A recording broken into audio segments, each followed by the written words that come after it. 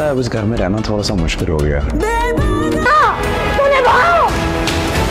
आज के दिन के लिए पापा, मैं इसकी शक्ल तक नहीं देखना चाहता और आप मुझे कहते कि मैं इसके गले लगाऊं। भाई मेरे घर वालों ने तुमसे बदतमीजी की है भाई, उन पर गुस्सा हूं, तुमसे क्यों नाराज होगा? तुम्हारी इज्जत करवाना ना मेरा फर्ज। ये जो घर चल रहा है ना तुम्हारे चंद्र बहुत से नहीं चल रहा, अय्याशी चल रही उन दोनों की वजह से। इतनी इज्जत करना मुझ पर फर्ज है और बीवी की इज्जत करवाना मुझ पर फर्ज नहीं।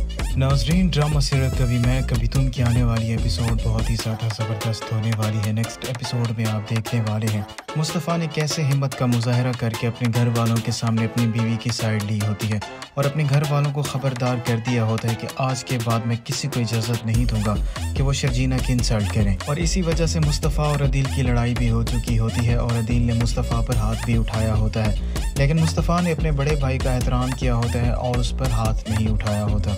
मुस्तफ़ा को अपने घर वालों के इस रवैये पर काफ़ी ज़्यादा अफसोस हो रहा होता है। शर्जीना भी मुस्तफ़ा को देखकर काफ़ी ज़्यादा परेशान हो जाती है और मुस्तफ़ा से सवाल करती है, क्या तुम मुझसे भी नाराज़ हो? मुस्तफ़ा शर्जीना को जवाब देता है, मेरे घर वालों ने तुम्हारे साथ बदसलूकी की है, मुझे उन पर गुस्सा है, मैं तुमसे क्यों नाराज़ होने लगा? तुम मेरी बीवी हो और तुम्हारी इज्जत करवाना मेरा फ़र्ज़ बनता है। शर्जीना ने जब से अदील को और रुबाब को खरी खरी सुनाई होती है, उनके गुस्से की कोई भी इंतहा नहीं होती और मुस्तफ़ा की माँ, जो सबसे बड़ी अदील की और उसकी बीवी की हिमायती होती हैं, उन्होंने अदील को और उसकी बीवी को एक लफ्ज़ भी नहीं कहा होता, हालांकि गलती भी रुबाब की होती है। वो मुस्तफ़ा और अदील को बुलाते हैं और उन्हें समझाने की कोशिश करते हैं। वो अपने दोनों बेटों से कहते हैं, तुम दोनों मेरे बाजू हो, अगर तुम दोनों ही आपस में लड़ाई करोगे तो ये घर कैसे चलेगा?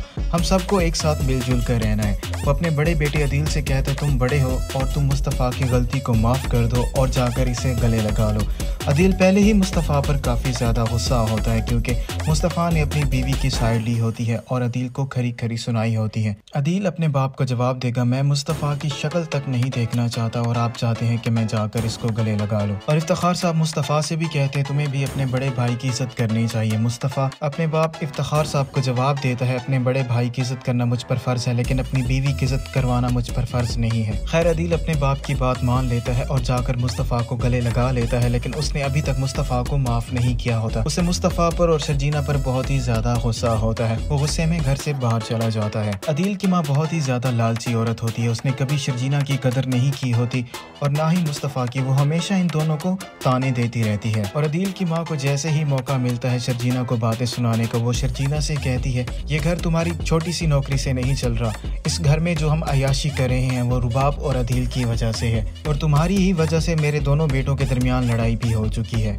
शर्जीना अपनी सास को जवाब देती है, आप ये बात अच्छे से जानते, इसमें मेरी कोई भी गलती नहीं थी, सरासर गलती रुबाब की थी, लेकिन आपने उसको एक लफ्ज़ भी नहीं कहा, आपने सारे का सारा इल्ज़ाम मुझ पर डाल दिया है। और मुस्तफ़ा अपनी माँ से अच्छे तरीके से वाकिफ़ होता है, वो कैसे शर्जीना को नापसंद करती हैं और बात बात पर उन्हें ताने देती रहती हैं।